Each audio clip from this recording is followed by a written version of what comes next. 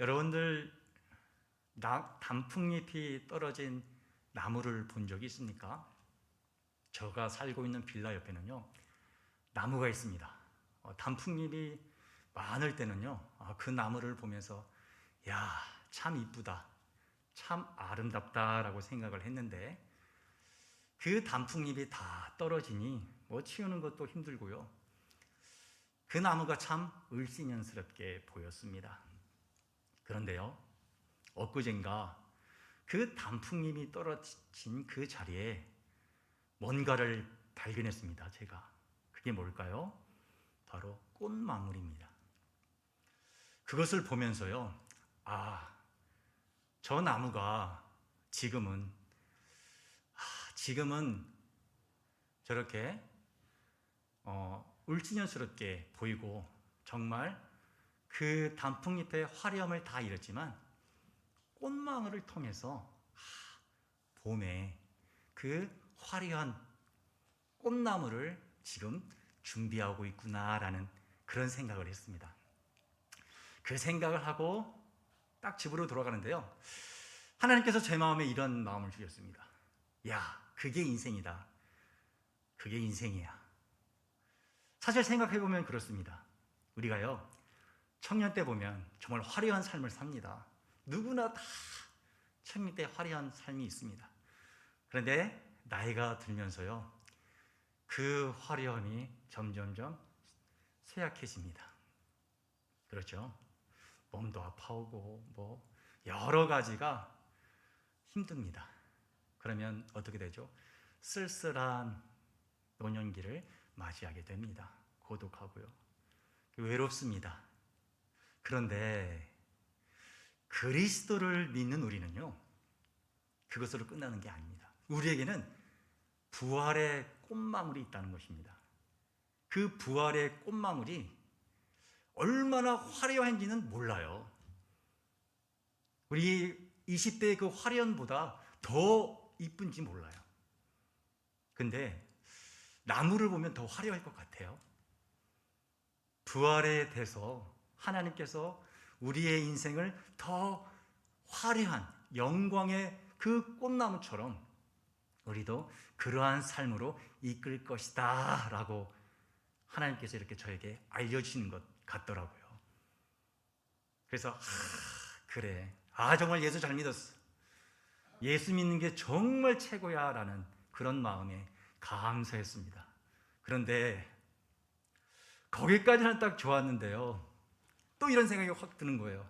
야, 창호야, 너 그러면 그 부활의 소망을 갖고 매일매일 살아가고 있니? 라는 그 하나님의 무릎 앞에, 하나님, 제가 그렇게 살고자 하는 마음은 있는데 그게 참 어렵네요 라고 회개 기도했습니다. 여러분은 어떻습니까? 오늘 저는 여러분과 이 부활의 소망, 부활의 꽃망울에 대해서 함께 나누려고 합니다. 이 시간을 통해서요 다시금 우리가 이 부활의 소망을 통해 이 어려운 코로나를 이기는 복된 시간 되기를 소망합니다. 오늘 본문은요, 오늘 본문의 배경을 좀 살펴보면요, 바울이 예루살렘에서 소동을 일으켰고 그것 때문에 그 당시 총독인 벨릭스 앞에서 재판받는 과정을 보여주고 있습니다. 고소 내용은 그렇습니다. 이 바울이 유대에 있는 그 유대인들에게 이 나사렛을 전하면서 소유를 일으켰고, 그리고 성전을 더럽히려 해서 많은 소동이 일어났기 때문에 이거 가만두서는 안 됩니다. 그래서 유대인들이요 더들로라는, 맞죠? 더들로 맞습니다. 더들로라는 변호사를 통해서 바울을 고소하게 됩니다. 그런 고소에 대해서 바울은요 오늘 본문에 보면요 이렇게 대답을 해요. 14절 15절 한번 볼까요? 그러나 이것을 당신께 고백하리이다. 나는 그들이 이단이라 하는 도를 따라 조상의 하나님을 섬기고 율법과 선지자들의 글에 기록된 것을 다 믿으며 그들이 기다리는 바 하나님께 향한 소망을 나도 가졌으니 곧 의인과 악인의 부활이 있으리라 함이니이다 라고요. 바울은 딱 한마디로 이야기를 하고 있습니다. 그렇습니다. 나는 예수님, 저 사람들이 이야기하는 이단자 나사렛 예수를 믿고 있습니다. 그런데 그 나사렛 예수를 통해서 부활을 믿고 있는데요. 그 부활은 구약 성경의 예언자와 선지자들이 다 미리 말한 것이고, 저 구약을 믿고 있는 저 유대인들도 그 부활을 믿고 있기 때문에 그 부활을 저도 믿고 있고, 그래서 저는 죄인이 될 수 없습니다 라고 그렇게 바울이 주장하는 것입니다. 그런데요, 우리는 이 바울의 주장에서 중요한 사실을 발견하게 됩니다. 이 바울이 믿은 부활, 이 부활은요, 구약에서부터 아주 예전부터 미리 예언된 사건이라는 것입니다. 그리고 구약에 있는 많은 사람들이 그 부활을 믿었고요. 그리고 예수님이 몸소 그 부활을 보여주셨습니다. 바울은 지금 이 재판에 서면서까지 그 부활을 생명을 바쳐 지금 전하고 있는 것입니다. 그런데요, 이 부활을 얻기 위해서는요, 오늘 이 말씀에 보면 기다림이 필요하다라고 말합니다. 구약에 있는 사람들도요, 부활을 기다렸어요. 바울도요, 유대교에 있을 때 아마 이 부활의 이야기를 들었고 기다렸어요. 그런데 부활하신 예수님을 만나고는요, 달라졌습니다. 이 부활의 얘기가요, 구약에 나온 생명 없는 이야기가 아니라요, 정말 생명을 나눌 수 있는 그런 부활이 된 것이에요. 그래서 바울은요, 자기의 목숨을 바치면서까지 이 부활을 지금 전하려 하고 있는 것입니다. 그런데 오늘 이 말씀에 보면요, 바울이 이 부활을 기다리고 있긴 있는데 하나님께서 그냥 기다리는 우리에게 아무것도 준 게 아니라 아주 신비로운 소중한 보물을 이 기다림 속에 숨겨 놓았다라고 말하고 있습니다. 자, 제가 한번 15절을 다시 한번 읽어드릴게요. 그들이 기다리는 바 하나님께 향한 소망을 나도 가졌으니 곧 의인과 악인이 부활이 있으리라 함이니이다 라고 말해요. 기다리는 바, 끝난 게 아니라 하나님께 향한 소망을 나도 가졌다. 기다리는 나도 가졌다. 기다림 속에 하나님이 숨겨놓은 값진 보석이 뭐냐? 바로 하나님을 향한 소망이라는 거예요. 이것을 가진 자들만 이 기다림을 견딜 수 있다는 거예요. 어떤 하나님입니까? 죽음에서 생명을 살리는 하나님. 그 하나님을 붙잡는 게 뭐냐? 바로 하나님을 향한 소망이라는 겁니다. 여러분, 죽음이라고 하면요, 어떤 게 생각이 납니까? 끝입니다. 끝. 그것만인가요? 내 존재가 아예 사라져버린 겁니다. 그리고 같이 동반되는 거 있습니다. 그게 뭐죠? 두려움이죠. 두려움입니다. 그건 아마 우리 인간의 내적인 자연스러운 반응일 것입니다. 그런데요, 우리 그리스도인들은요, 죽음이 끝이 아니라 그 죽음 이후에 부활에 대해서, 부활의 소망에 대해서 말할 수 있다는 것입니다. 그뿐입니까? 하나님께서 죽음을 생명으로 바꾸셨다면 그분이 우리의 아버지가 되신다면요, 우리가 매일 처하는 그 환경이 있지 않습니까? 죽음과 비슷해 가는 우리의 환경. 뭐 이런 말을 해서는 좀 그렇겠지만 죽고 싶은, 차라리 죽는 게 나아 라고 고백할 수밖에 없는 그러한 환경. 그 환경을 하나님께서 역전시킨다는 거죠. 무엇으로요? 그때 잘 참았어, 그때 잘 견뎠어 라는 안도의 한숨의 순간으로 하나님께서 바꿔주신다는 겁니다. 이게 뭐냐?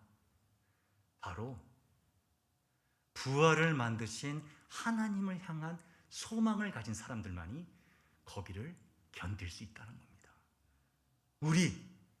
여기에 있는 우리만이 그 부활을 만드신 하나님을 향해 소망을 가질 수 있다는 거죠. 우리 성석의 권속들이요, 저는 그 부활의 소망을 갖길 바랍니다. 그래서 우리의 하늘 아버지를 믿음으로 말미암아, 바라봄으로 말미암아, 그래, 예수님 때까지 내가 부활을 소망할 뿐만 아니라 또 한 가지는, 내가 지금은 비록 이 죽음의 땅을 걷고 있지만 아니야, 하나님께서 분명히 저 생명의 땅으로 나를 이끄실 거야 라는 그 믿음으로 오늘을 견디고 내일을 견디고 또 내일을 견딜 수 있는 우리 성속의 권속들 되기를 간절히 소망합니다. 네, 얼마나 좋습니까? 우리 하나님이 얼마나 좋습니까? 우리에게 소망을 주신 하나님. 그런데요, 오늘 바울의 이야기를 들으면요, 우리 부활에는 그런 소망만 있는 것이 아니라 또 하나의 사실, 우리가 꼭 알아야 될 메시지가 있음을 성경은 말합니다. 15절 제가 한번 더 읽겠습니다. 같이 한번 읽어보죠. 우리 15절 함께 읽겠습니다. 그들이 기다리는 바 하나님께 향한 소망을 나도 가졌으니 곧 의인과 악인의 부활이 있으리라 함이니라. 네, 지금까지는요, 하나님을 향한 소망을 나도 가졌다, 이런 부분을 이제 이야기를 했죠. 그런데 바울은요, 그 후반절에 보면 뭐라고 말합니까? 의인과 악인의 부활이라고 해서 부활을 구분하고 있어요. 의인과 악인의 부활, 두 부류로 나누고 있다는 거예요. 왜 사도 바울은 부활은 부활이지 왜 악인과 의인의 부활을 구분했을까요? 정답은 바로 뭐였냐면요, 부활은 곧 심판이기 때문입니다. 예수님은요, 그 부활은 곧 심판임을 명확하게 요한복음에서 말씀하셨습니다. 제가 예수님의 말씀을 봉독해 드리도록 하겠습니다. 요한복음 5장 29절인데요. 선한 일을 행한 자는 생명의 부활로, 악한 일을 행한 자는 심판의 부활로 나오리라. 예수님이 하신 말씀입니다. 부활은 두 가지가 있다. 하나는 생명의 부활, 또 하나는 심판의 부활이 있다라고 말하십니다. 왜 예수님이 이 말씀을 했을까요? 우리가, 믿는 우리가, 그래, 저 믿지 않는 세상 사람들은 어쩔 수 없지만 심판의 부활이 이룰 거고, 우리들, 예수님을 믿는 우리들은 생명의 부활로 나아갈 거야 라는 안도감을 주시기 위해서 예수님이 이 말씀을 우리에게 주셨을까요? 어떻게 생각하셔요? 그런데요, 예수님의 다른 말씀, 마태복음 7장 21절 말씀, 다 아는 말씀입니다. 나더러 주여 주여 하는 자마다 천국에 들어갈 것이 아니요 다만 아버지의 뜻대로 행하는 자라야 천국에 들어가니라. 주여 믿습니다 라고 하나님께 부른다고 해가지고요, 생명의 부활을 얻을 수 없다라고 말합니다. 그게 주님의 뜻입니다. 그러면 우리는 이 생명의 부활로 나아가기 위해서 과연 어떠한 삶, 주님의 뜻을 갖고 살아야 되는 것일까? 사도 바울은요, 우리에게 어떠한 삶이 부활의 소망을 가진 삶인지 우리에게 분명히 가르쳐 줍니다. 사도행전 24장 16절입니다. 우리 함께 봉독하겠습니다. 16절요. 이것으로 말미암아 나도 하나님과 사람에 대하여 항상 양심에 꺼리낌이 없기를 힘쓰나이다. 그래요. 바울은요, 나도 다 안다. 믿는 사람들은 생명의 부활을 얻는 거 나도 다 안다. 그러나 나는 알지만 그거에서 끝나는 것이 아니라 하나님과 사람에 대하여 항상 양심에 꺼리낌이 없기를 힘쓴다. 여기까지 나아갔다는 거예요, 사도 바울은. 그러면 우리는 어떻게 살아야 될까? 부활의 소망을 붙잡고 살아가는 사람들은 과연 어떤 삶을 살아갈까? 주여, 주여 고백만이 아니라 아버지의 뜻대로 살아가는 그 방법은 무엇일까? 그렇습니다. 오늘 사도 바울이 고백했던 것처럼 하나님과 사람에 대하여 항상 양심에 꺼리낌이 없기를 힘쓰는 삶을 살아야 한다는 것입니다. 그런데 여러분, 한번 부활을 말하는 사람들의 삶을 한번 생각해 보십시오. 부활하면요, 아마 다미 선교회가 생각날 것입니다. 1992년 10월 28일 그 선교회는 그때 주님께서 부활하신다라고 믿고 오직 말씀, 기도에 충성했던 그런 선교회입니다.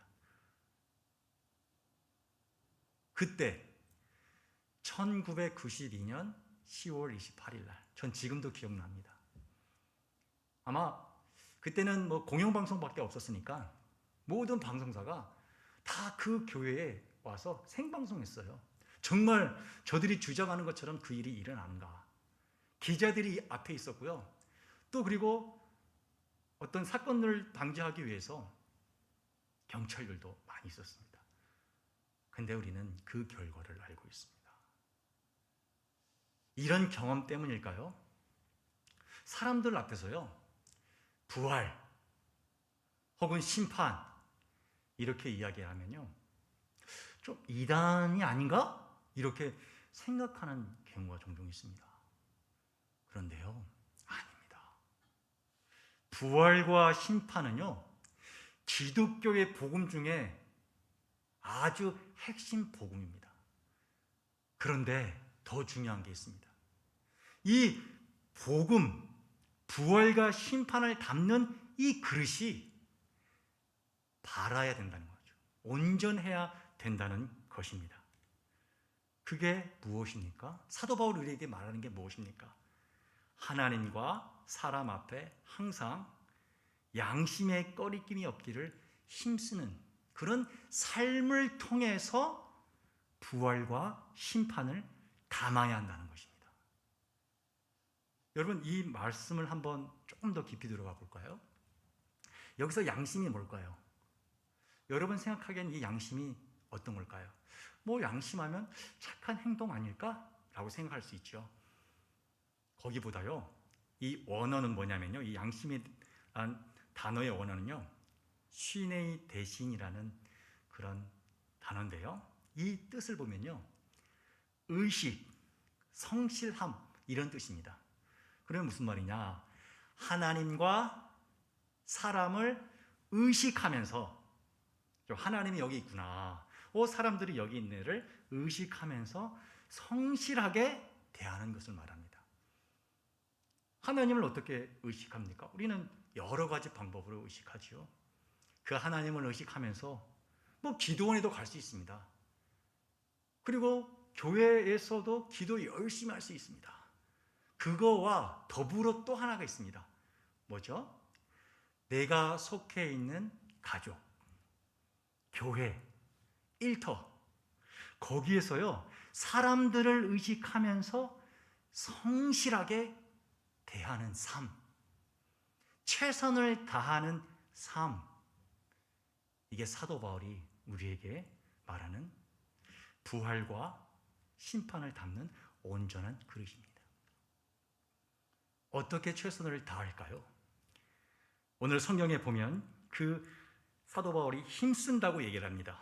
힘쓴다는 말은 무엇이냐? 아스코라는 그런 헬라어예요. 이것을 해석하면요, 뜻이 뭐냐면요, 부단히 연습하고 노력한다라는 뜻입니다. 이게 우리에게 전하는 말이 뭘까요?